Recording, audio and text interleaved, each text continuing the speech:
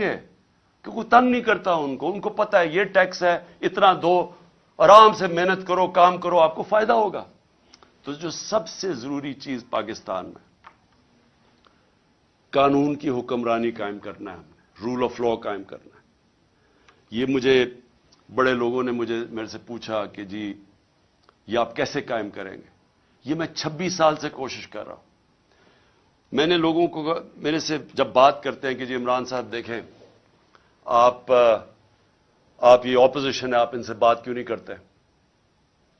میں ان سب کو اب سے نہیں پہلے سے بھی کہہ رہا ہوں کہ پولیٹیشین سب سے بات چیت کرتا ہے۔ پولیٹیشینز کسی سے کٹی نہیں کرتا۔ پولیٹیشینز کا کام ہوتا ہے سب سے بات کر کے اپنے موقف کے ارد گرد لانا، یا ان کی بات سننا، اپنی سننا، اور پھر کوئی بیچ میں کوئی گراؤنڈ پہ پہنچنا۔ لیکن جو لوگ ملک کا پیسہ چوری کرتے ہیں، آپ ان کے ساتھ کیسے سمجھوتا کر سکتے ہیں؟ مجھے اگر یہ بار بار جب 3.5 سال میں گورنمنٹ میں تھا، مجھے بار بار کہتے رہے کہ جی ان کو آپ این آر او دے دیں۔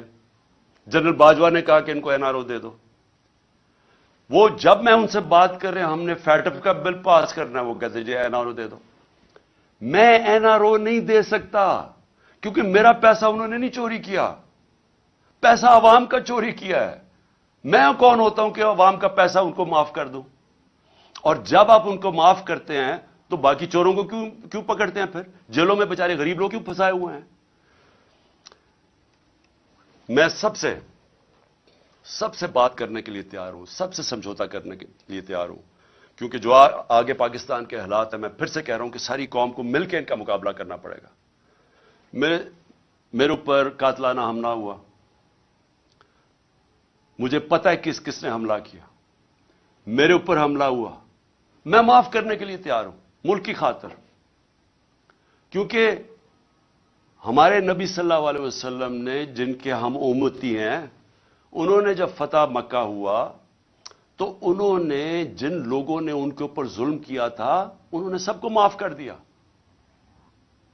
نیلسن منڈیلا نے اسی سنت پہ چلتے ہوئے، کیونکہ وہ تو رحمت العالمین ہے نا، وہ تو سب انسانوں کے لیے ایک رحمت بن کے آئے تھے، تو نیلسن منڈیلا نے جب 27 سال جیل میں گزارے، جب وہ باہر نکلا تو اس نے سب کو معاف کر دیا جنہوں نے اس کے اوپر ظلم کیا تھا، اور اس نے یہ کہا کہ ٹروتھ اینڈ ریکنسیلیشن، بس یہ سچ بول دو کہ آپ نے یہ ظلم کیا ہے تو ہم آپ کو معاف کر دیتے ہیں۔ ساؤتھ افریقہ کو بچا گیا، وہاں خون خرابہ ہونا تھا۔ آج بھی پاکستان جدھر کھڑا ہے اس وقت ملک کو اکٹھا ہونا ہے۔ تو میرے لیے، میں اپنی اگر ذات کے لیے پالیٹکس کر رہا ہوتا تو میں بھی کہاں جی اس کو میں نہیں چھوڑوں گا تو اس سے میں بدلہ لوں گا تو فلانے سے لوں گا۔ یہ میری ذات کی بات نہیں ہے، یہ ملک کی بات ہے، اور ملک آج ادھر کھڑا ہے۔ پاکستان کی تاریخ میں اتنا برا وقت پاکستانیوں پہ نہیں آیا۔ اس وقت جو اندازہ یو این ڈی پی اندازہ لگا رہی ہے کہ 1 کروڑ لوگ غربت کی لکیر سے نیچے چلے جائیں گے، ایک اندازے کے مطابق 50 لاکھ لوگ ان کو وہ بھوکے رہ جائیں گے، جو آج کل حالات ہے۔ تو ہم سب کی ذمہ داری ہے کہ اپنے ملک کے لوگوں کی جو اس وقت مشکل حالات میں ہیں، جو مہنگائی میں وہ حالات ہیں جو کبھی پاکستان میں نہیں تھے، ہمیں ان کو سامنے رکھنا ہے، اپنی ذات کے اوپر نہیں آنا۔ ان کے لیے ہمیں ملک کو اکٹھا کرنا ہے۔ ہم نے آگے اس ملک کو پیر پہ کھڑا کرنا ہے تو شروع ادھر سے ہوگا جدھر ایک سارے ادارے مل کے اب فیصلہ کریں۔ عدلیہ، ہماری عدلیہ کا بہت بڑا رول ہے، جوڈیشل ریفارمز چاہیے، ہم اپنی عدلیہ کے اندر ریفارمز کریں تاکہ انویسٹر آئے۔ سب سے زیادہ پاکستان کا اثاثہ میرے پاکستانیوں یاد رکھیں اوورسیز پاکستانی ہیں۔ یہ جو آپ کے تقریباً 1 کروڑ پاکستانی باہر بیٹھا ہوا ہے، ان کا پیسہ ڈالروں میں کمایا جا رہا ہے۔ یہ اتنا بڑا اثاثہ ہے کہ ہم تھوڑی عقل استعمال کر لیں، ملک میں ماحول ٹھیک کر دیں، جس کو کہتے ہیں انویسٹمنٹ انوائرمنٹ ٹھیک کر دیں، ایز آف ڈوئنگ بزنس کر دیں، ہم ان کے لیے رکاوٹیں کم کر دیں، ہم اپنی بیوروکریسی کو, سول سروس کو, اپنی عدلیہ کو, اپنی فورن مشنز جو بیٹھی ہوئی ہیں ہماری, جو فورن ایمبیسیز ہیں, سب کو لگا دیں کہ ہم نے ان کو سہولتیں دینی ہیں پاکستان میں, تاکہ یہ اب پاکستان میں سرمایہ کاری کریں. آپ کو اندازہ نہیں کہ اس ملک میں کتنا پیسہ آ سکتا ہے. جو ہم تھوڑے تھوڑے ڈالرز کے لیے ذلیل ہو رہے ہیں دنیا میں, ایک دفعہ بیرون ملک پاکستانیوں کے لیے ہم ماحول بنا دیں, اس ملک میں اتنا پیسہ آ سکتا ہے, ڈالرز آ سکتے ہیں کہ ہمیں کبھی آئی ایم ایف کے پاس جانا نہ پڑے.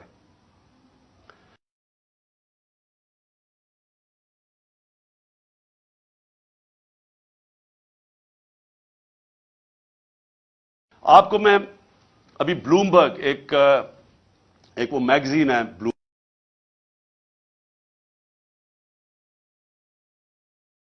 بلومبرگ, اس میگزین کے اندر, کیونکہ دنیا کے اندر, دنیا کے جو ملک ہیں ان کی معیشت کے اوپر وہ کامنٹ کرتی ہے. دبئی میں, ذرا یہ غور سے سنیں, دبئی میں 20,000 پاکستانی, 20,000 پاکستانیوں نے پراپرٹیز خریدی ہیں 10.4 ارب ڈالر کی. ہم آئی ایم ایف کے پیچھے, ہمارا پروگرام تھا 6 ارب ڈالر کا, ہم نے 3 ارب ڈالر لیے تھے اپنے دور میں. ہم اس کے لیے اپنی آزادی بھی کھو بیٹھتے ہیں, اپنی عزت بھی کھو بیٹھتے ہیں. صرف 20,000, یاد رکھیں 1 کروڑ پاکستانی باہر ہے, 20,000 پاکستانیوں نے دبئی میں 10.4 ارب ڈالر کی پراپرٹی خریدی ہے. تو وہ پہلے تو پوچھیں وہ دبئی میں کیوں خرید رہے ہیں, اور وہ تو یہاں سے پیسہ باہر جا رہا ہے نا. ہمیں پتہ ہے کہ یہاں بڑے بڑے جو بدقسمتی سے یا طاقتور لوگ جو یہ پیسہ چوری کرتے ہیں وہ سارا باہر بھیج دیتے ہیں. یہ جو سارے مے فیئر کے فلیٹ اور یہ سارا یہاں کا چوری کیا ہوا پیسہ گیا ہوا ہے.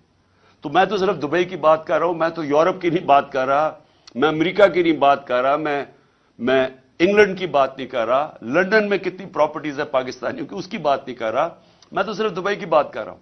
سوچیں پاکستانیوں کا یہ تو ملک سے باہر پیسہ جا رہا ہے. یہ سوچ لیں